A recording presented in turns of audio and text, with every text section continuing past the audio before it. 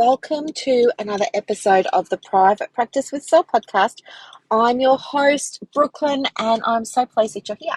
And guess what? If you can hear a little bit of background noise, which I hope you can't because I do have my Apple AirPods on, but if you can, it's just because I'm talking to you while I'm driving, which is totally safe because I'm hands-free, so please don't worry about that or anything. It's just like you're in the car with me and we're just having a conversation. So I am on my way to return a Christmas present I got my mum because she didn't like it, which is totally fine, and I'm going to swap it for something else. So the journey takes about 20 minutes, I think, maybe half an hour. We'll see how we go. And I thought I would use this time to connect with you because I haven't spoken to you. It feels like a little while. It might be about a week. So anyway, look, it's the end of the year and I don't want to be that podcast that does the whole, reflection thing and the planning thing. I'm just not in the mood for that this year, and I'm sure you're probably all planned out and stuff as well. But what I thought I would do is give you some tips if you want them. If you don't want them, that's okay. I'm just going to share them anyway, but maybe give you some tips on how you can create success in a way that you define success for you and your private practice for the coming 12 months. And I just want to share with you the things that I've learned in nearly 30 years of private practice that really helped me and became, I'm going to use that word I don't like, game changer. It became a game changer for me. So the first thing is that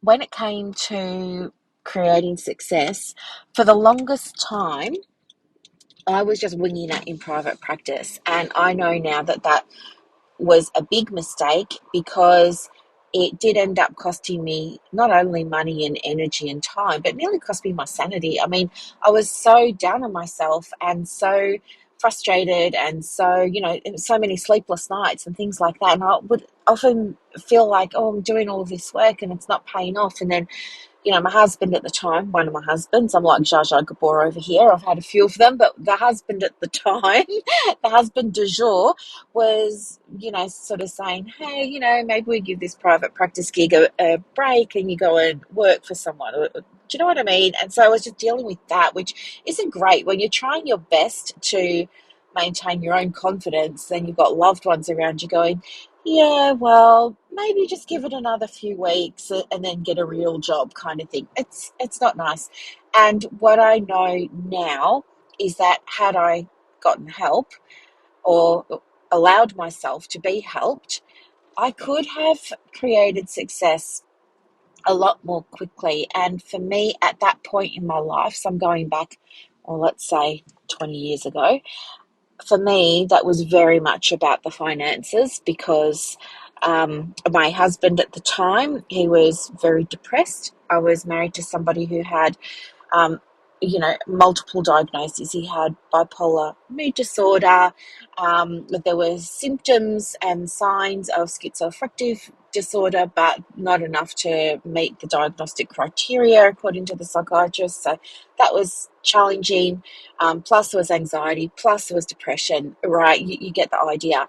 And this essentially meant that he was in and out of work, like there was no stability there, and just moody. And at that time too, I went through a very bad experience myself. I was doing some contract work with a big organisation. I won't say the name because you will recognise and know who they are, but I was doing some contract work for them, and what ended up happening was, for the very first time, this is the only time I've ever had this happen to me, but I was working and I got to work.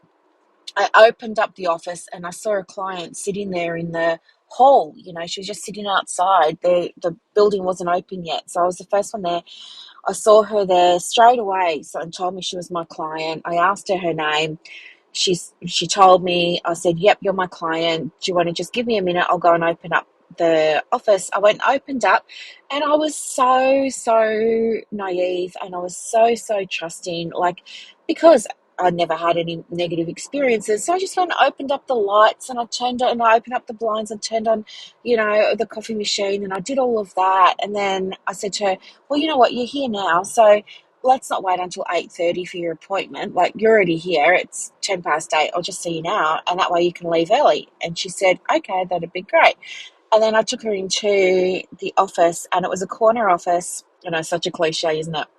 But it was a corner office, and it had glass overlooking the beach. And you think it's going to be a beautiful spot to work, but you actually don't face the window in this office. You're facing into the office. Your back's against the window and against the corner. But anyway, there's glass walls, and the interior walls were glass as well. They've been frosted, for privacy and everything. But anyway, so I take her in, and as we're doing her session, people are arriving to work, and it's all great. And then what happens is, middle of the session, she has a psychotic episode and attacks me. And, well, I don't know if you say attack or if you say assault, but it was pretty scary at the time. She flew across the desk at me. She was just away with the pixies. She flew across the desk at me with such force that I was on one of those desk chairs that you see typically at an office on the little caster wheels and everything. I went careening, cascading, I don't know. She pushed me, and I went right back on my chair into the glass wall, and I was so worried that I was going to drop 3 or 4 stories into the asphalt below. It was so scary. And then I was down on my back, and she was on top of me, and she was hair pulling and scratching me and, choking me and all of this sort of stuff. And I didn't know what on earth was going on. And lucky for me, I couldn't get to my duress alarm. It was under the desk, but I wasn't anywhere near under the desk. I was up against the wall on the floor, laying on my back on the floor up against the wall. But anyway, one of the guys that worked there had just arrived, and he'd heard that there was commotion, and he opened up the door to see if everything was all right. He saw what was happening, called one or two of the other guys. They all pulled her off me, da-da-da-da-da. We got the ambulance and the police.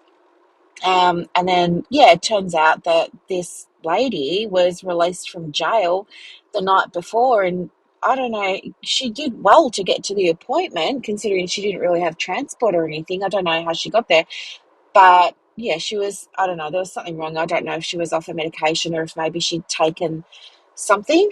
But yeah, she had a psychotic break. And of course, I didn't press any charges or anything like that because it's mental health. What are you going to do? But would you believe, and I know I'm digressing a little bit, but I just want to share this with you. Would you believe the other thing that happened was the very next day, hang on, that day, I'm just all in a daze, right? And everything's kind of happening in a whirlwind, but my clients are piling up in reception. There's nobody there to see them except for me, because the company that I was working for were renting a room at this business.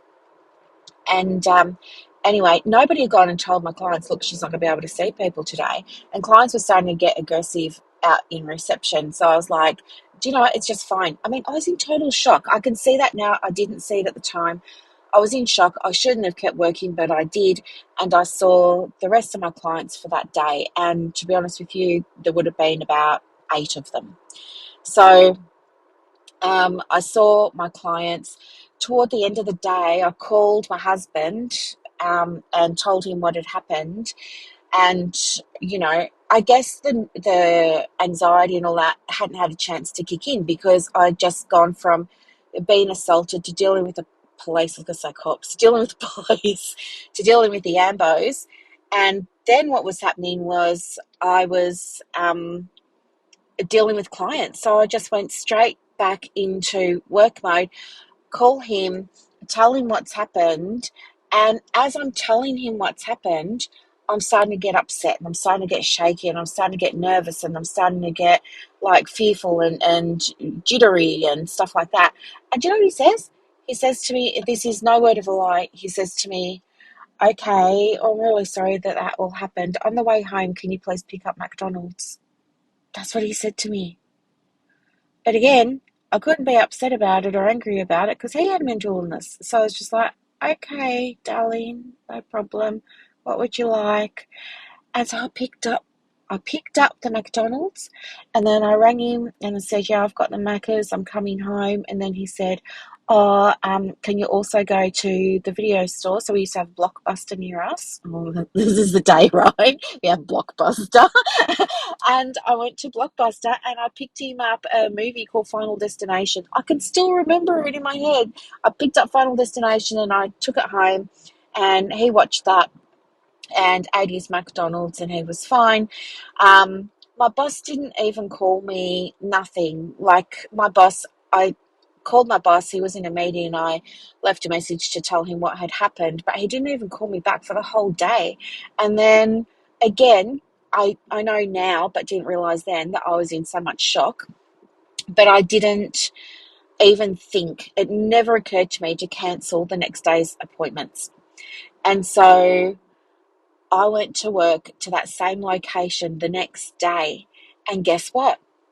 There was somebody sitting out in the hall before anybody else was there, and I was the first one to get there. And I thought, no, I'm not going to let this person in. I'm just going to wait until everybody comes. So I just said, hi, we open at 8:30. We'll be with you shortly. There's a coffee shop down the road if you want to go and get a coffee. I did all of that. And then anyway, waited until people started arriving, and then turned out this was my client. And I took the client in, and I was doing his assessment. And would you believe that this client, um, upon hearing that so I was doing like a job capacity assessment, which was to see whether or not somebody qualified to get a payment from the government at the time, right? I don't know if they're still called that now, but anyway, this is what I was doing. And yeah, so he asked me at the end, like, is he going to get his payment or something, or what am I putting in the report, da da da. And so I'm just totally transparent with him, and I said, well, we need some more evidence from your doctor about this, that, and the other, before we can finalise the report, but haven't got finalised today, etc., etc. He lost his marbles, and yeah, he pulled out, it was a hypodermic, pulls out a hypodermic, because that was back in the day when that was a thing. Well, in my area where I was living and mostly working at the time, it was a very low socioeconomic area, and we had big issues in my area with people with hypodermics and leaving them around, leaving them in streets, leaving them in shopping centres, leaving them in bathrooms and toilets, leaving them in at the beach, just like littering with them and everything. It was a real big thing. So there was a lot of education that was going on in our community at the time about, steer clear of hypodermics. But he had a hypodermic, and told me that he had hep, and he was, ready to get me with it. So he was another one that lunged across the table with his big needle. Well, to me, it seemed very big at the time. It was all I could focus on. I couldn't describe his face, but I could tell you what the needle looked like. And again, I'm unable to get to the duress alarm. And again, it was just because the guys at the desks on the other side of my partition could hear that there was scuffling. They came in. And so, anyway, isn't that so? Yeah. So that's kind of what happened. And I don't know, like, I started this story going somewhere, but you know me, I often go off on tangents. I was talking about being married, I think, wasn't I? I can't remember.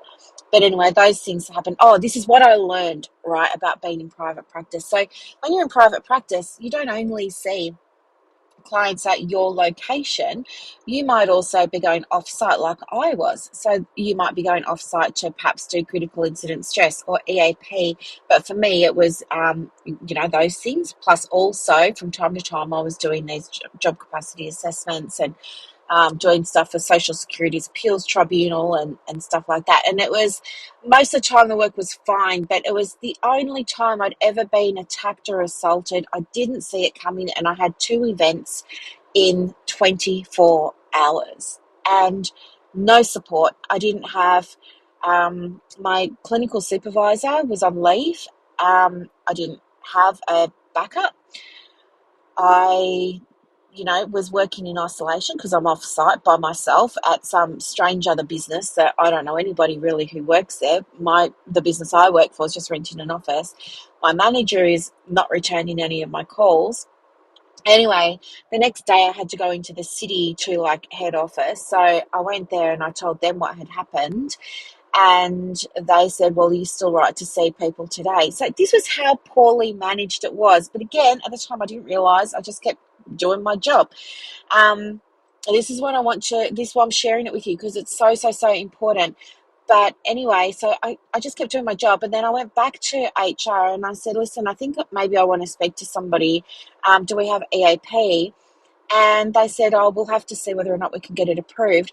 And guess what? They sent an email to everybody in the organisation about me getting EAP and asking for EAP, about how because because I was a psychologist, I shouldn't need EAP, and that I could just debrief with another psychologist, and that this was just a general notice to all psychologists who were working for this business, that if you wanted EAP to just debrief with each other.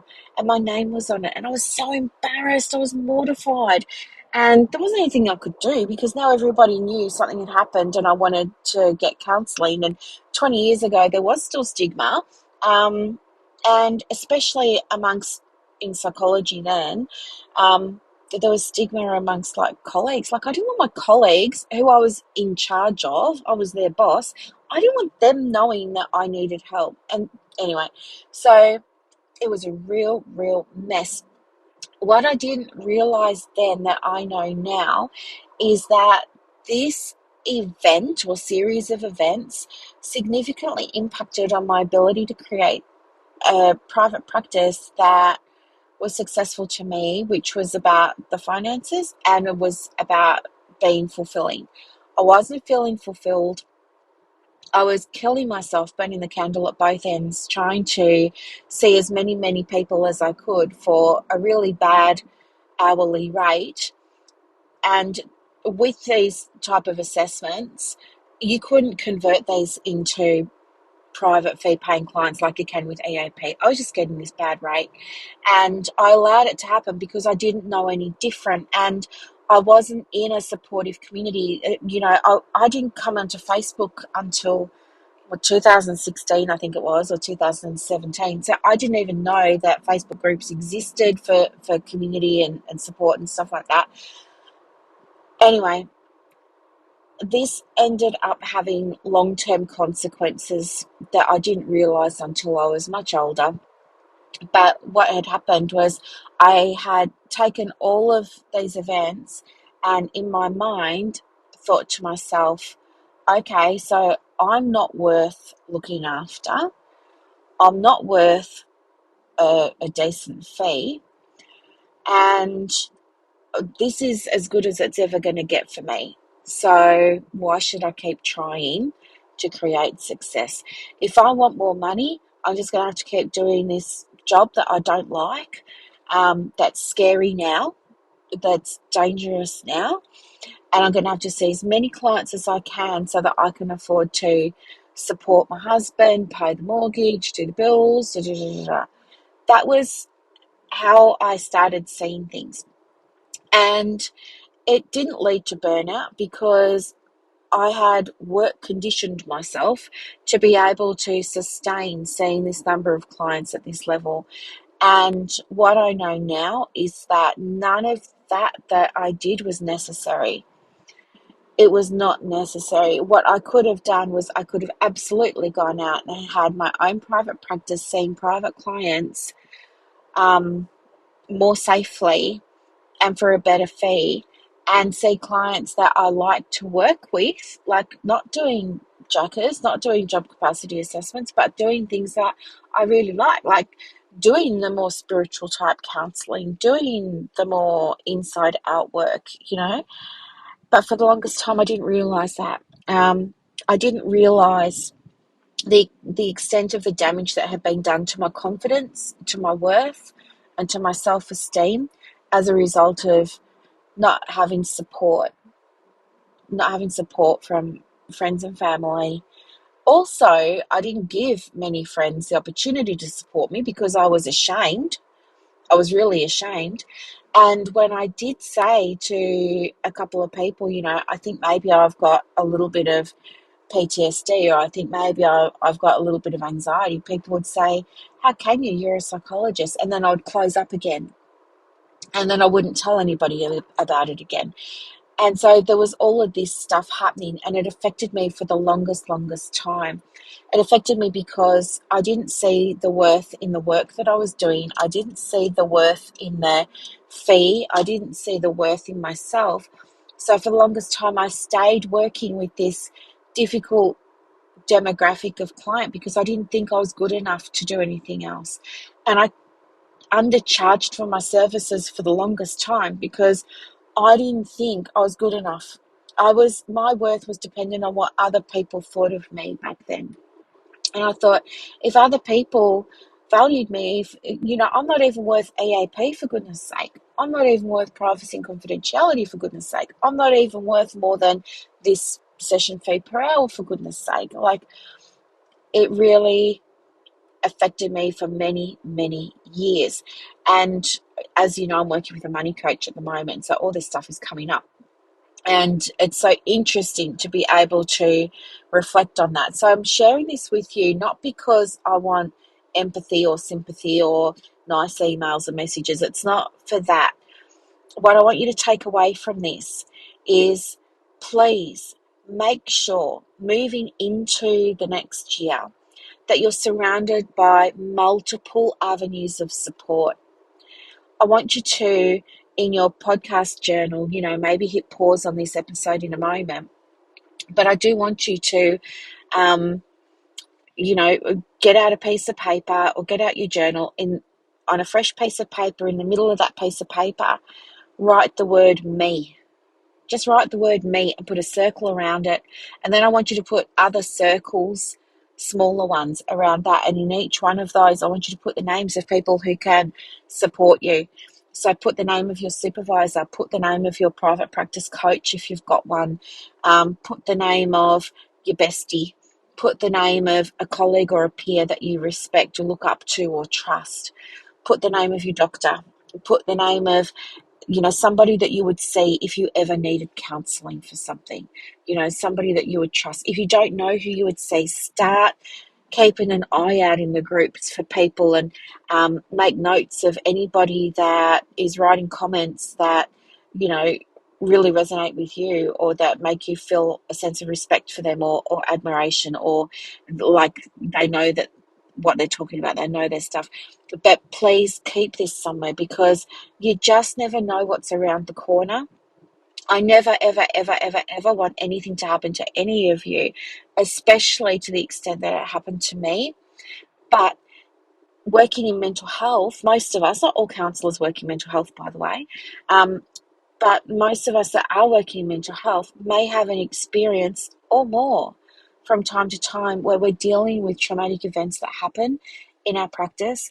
These traumatic events might happen with the clients, but they're not limited to that, are they? These traumatic events can also happen with parents of clients. So those of you who are working with children may have already been exposed to, perhaps parents that were difficult to deal with or problematic, or didn't respect the boundaries and just went too far. By going too far, it upset you, it triggered something in you, it perhaps traumatized you, perhaps made you feel unsafe. It's why I really want you to understand that now, in 2023/2024, it's more than okay for you to go and get help, and it's the right thing to do. And if you need it, please access it. But in the moment, you might not even think about that, because the shock sets in and you just don't think. And unless you're connected to somebody who knows you that can say, hey, what's up? You're not yourself at the moment. You're a little bit more snappy than usual. How come you're suddenly coming in late? Hey, you're a little bit more irritable. Hey, are you sleeping okay? Hey, I noticed you didn't eat your dinner tonight. You need somebody around you that's going to be able to see signs in you, because you won't be able to see them for yourself, you know? And so that's what I want you to take away. Number one is moving into the new year with your private practice. Please make sure that you've got support, because it's this support that becomes a foundation for you to create success for your private practice. Um, the other thing that I learned in my 30 years was that you can change your business name and you can change your branding as many times as you like. You are not locked into anything. And that's something that's really important to know. So, for example, um, I just recently rebranded a couple of months ago when I redid my website, a whole new rebranding. It's all now lovely shades of pink and florals. I mean, it was dark, moody florals before, but now we've got light, bright florals. We've got baby's breath, we've got pink roses, apricot roses, all that kind of stuff. I've just gone and, I'm in the middle of doing upgrades for all of my memberships. It's going to take a couple of months, but they're all in process and they're all getting a rebrand. But my business, it's had multiple different names, it's had multiple different colours, it's had multiple different logos. And I want you to understand that if you are in the mood to give your branding a facelift, go for it. Like, do it. Just enjoy it. Nobody's going to care. You're not going to lose clients because you changed your branding. I think what happens is, sometimes people say, oh, but your branding needs to stay the same in order to build a reputation. I think that doesn't apply in our industry. I think what people are doing when they say that is they're saying, well, you need brand recognition in order to get customers or clients. And that might be true for other industries. Like if you think about Nike, I don't think that they've ever changed their logo of that swoosh, Adidas, I don't think they've changed their logo of the three stripes or whatever it is. McDonald's, it's the same logo pretty much. I think they went through a couple of changes when they were first starting out, but now it's pretty much the golden arches. So it's a thing in those other industries, like maybe in retail and hospitality, you need to have consistency with the logo. I believe in our industry, whether you're a psychologist, a social worker, counsellor, or whether you're in other alternative or natural or complementary therapies, I think what builds our client base is our reputation for the work that we do. And I think people aren't going to give a hoot what colour your brand is this week. They know you, they trust you, they like the way you work, the outcomes you get, the results you get, the resources you share. It's about you. And it's about how you show up. It's about your energy. It's about your vibe. I think in our industry, the colours and the logo don't really matter that much. The reason that I want to share this with you is because some private practice owners that I've worked with have still got the same branding that they've had, but it's not feeling congruent with them anymore, and they've evolved. Like they were doing one thing when they started, but now they've gone done all this extra PD and they've started working with a different client base, but their branding isn't matching now what they're doing, but they don't want to let it go because they've been told that they've got to keep everything the same. I'm here today to say to you as living proof, no. If you need to change it so it better matches what you're doing now and who you are now, go for it. Just change it. You absolutely can. It's totally fine for you to do that. Okay, so evolution is part of the business. And to be honest with you, how lucky are your clients to see that, wow, your practice is evolving because you've got these new skills now. Wow, that's so amazing. Can you help me? Can you help my brother? Can you help my friend? This is a good thing. Clients like it when we upgrade. It's kind of like, I don't know. If you think about styles and fashion or interior design or something like that, we don't want to be too dated.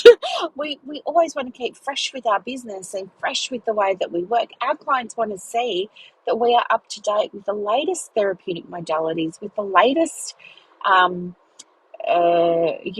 evidence-based interventions, with the latest education and knowledge.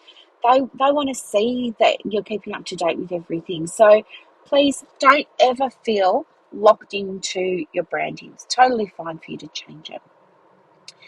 The other thing that I wanted to share with you is do get regular supervision. I'm addicted to supervision. My poor supervisor, she's just amazing. I've got the best supervisor in the whole wide world. In saying that, I haven't seen her for, I think, about 6 weeks, but I am due and I will book a couple of sessions with her for early in the new year to catch up. But a good supervisor is worth their weight in gold. Now, I've had supervisors before. In 30 years, I've had many supervisors, and I like to stay with the one supervisor for as long as I can because it's just, to me, so much easier. I can dip in, I can dip out, and I don't need to restart my story. They already know me. They already know my strengths. They already know areas I need to work on. They already know, yeah, what I'm like, and they can be a really, really great barometer for, you know, how I'm going in my business, and they can be a really great sounding board because they know how I work and they know my style, and it's just great. I love it so much. Um, However, it did take me time to find a supervisor that I clicked with. In fact, I was just sort of hopping along from supervisor to supervisor for a little while, and I don't ever think I took it too seriously. I saw it when I was first starting in private practice. I saw it as an expense. I didn't see it as an investment. I saw it as, oh, now I've got to pay for this every month.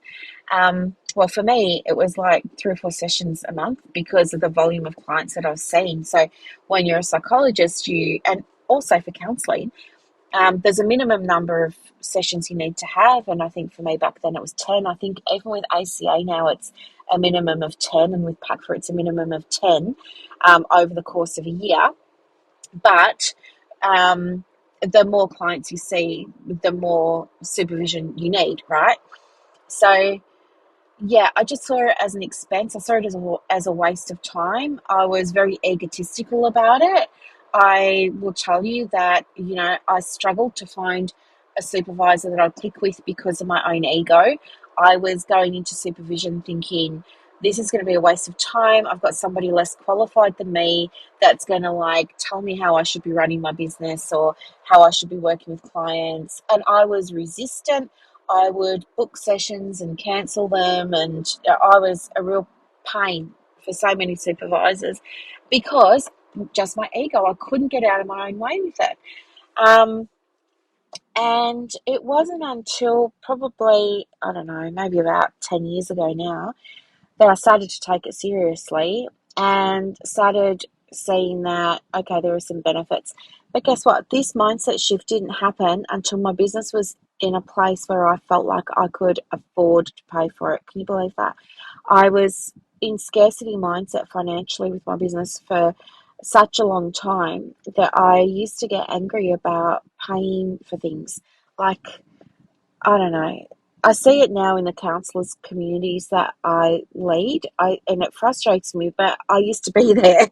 But I see so many of them asking for free things or getting upset or angry or bothered by the fact that people are charging for things. Even me, if I go and say, hey, I've got this new thing and it's, $11 or something, I'll always get someone private messaging me about how horrible I am for charging $11 for something. But I was that person too. I need to remind myself of that. I was that person too for the longest time. I used to hate spending money because I would think they're taking the money from my business. This is money that I need for business cards. This is money I need for GoDaddy. This is money I need for whatever, right? I used to really loathe it because I didn't see the value in it at all. I saw it as a box ticking exercise. So I would turn up and I would say what needed to be said and I'd leave. So for the longest time, I just didn't get any value from it because of my own mindset. When the finances changed in my business, um, there was more profit in the business. There was more breathing space. I calmed down and I breathed. And then I was able to go, all right, well, I've got money here now and I know I need to do supervision. So I'm just going to see if I can find somebody who I really like. I'm not going to shop for the cheapest supervisor, which is what I had been doing, which is why I say to you, don't be the cheapest. You don't want to get clients because you're the cheapest, because you'll get clients like me who are the wrong type of client. You'll get the client that cancels and reschedules and doesn't participate and doesn't do the work like me. You don't want me for a client. Back then, different now, but once that money was there and it was available and I could, as I said, breathe, I was like, oh, okay, great. Well, now I don't have to get the cheapest supervisor anymore.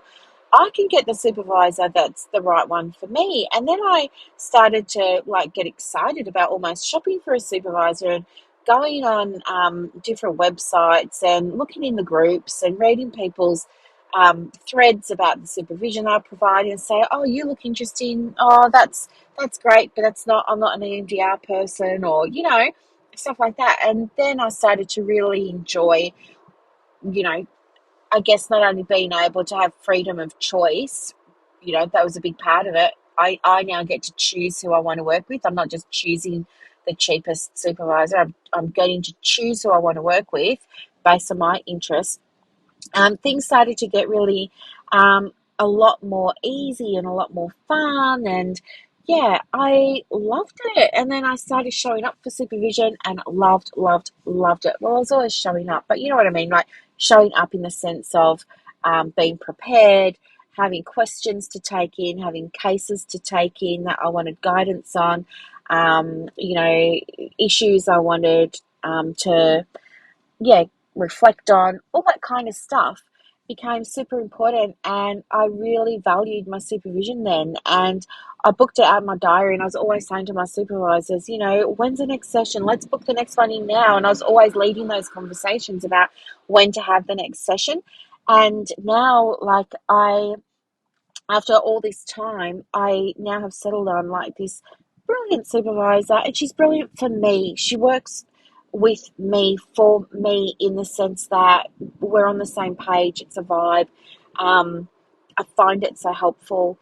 Yeah. So if you are starting private practice with my 30 years experience and my own journey, what I would love to share with you is, please, if you can, try and see that supervision is a big, big, big, big, big value add. It's not a cost. It's, if you're just starting and you're bootstrapped and you don't have much money, it's going to hurt, right? You're going to feel like this is an expense I can't afford. But I want you to know that if you can just allow yourself the indulgence of shopping for a supervisor, I shouldn't say that phrase, it's not a good phrase, is it? Looking, searching, finding a supervisor that really lights you up.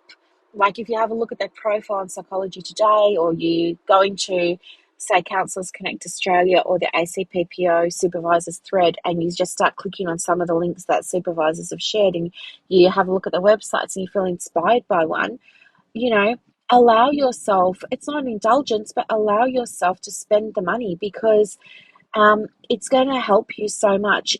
You spend so much of your time helping everybody else and giving, giving, giving, giving, giving, that it's so nice to have somebody be on your side, number one.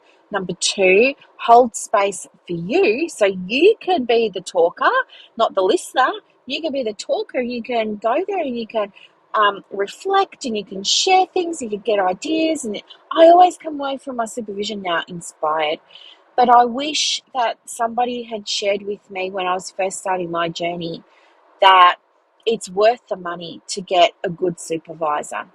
And a good supervisor doesn't have to be somebody that's with the ACA or with PACFA. You can have those supervisors, that's fine. But you might get a professional supervisor, or you might get a supervisor that, I don't know, isn't with anybody, but they're perfect for you. Like they've done the training, they've got the qualification behind them, they're in the supervisor association, they've ticked all their boxes and everything, but they're perfect for you because the way that they work, who they are, their experience, their vision, the way they show up, it all makes sense. And you just really like this person and the way that they work. You are going to get so much value from those sessions. It is going to rapidly help you create the things that you really, really want to experience in your private practice. I promise you.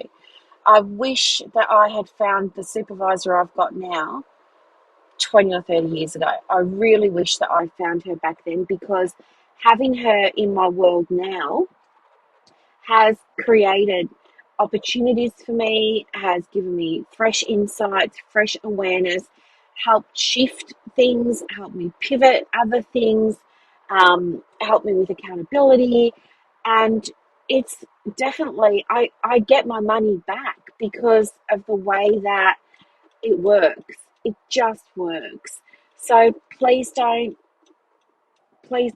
feel like you've got to get the cheapest supervisor.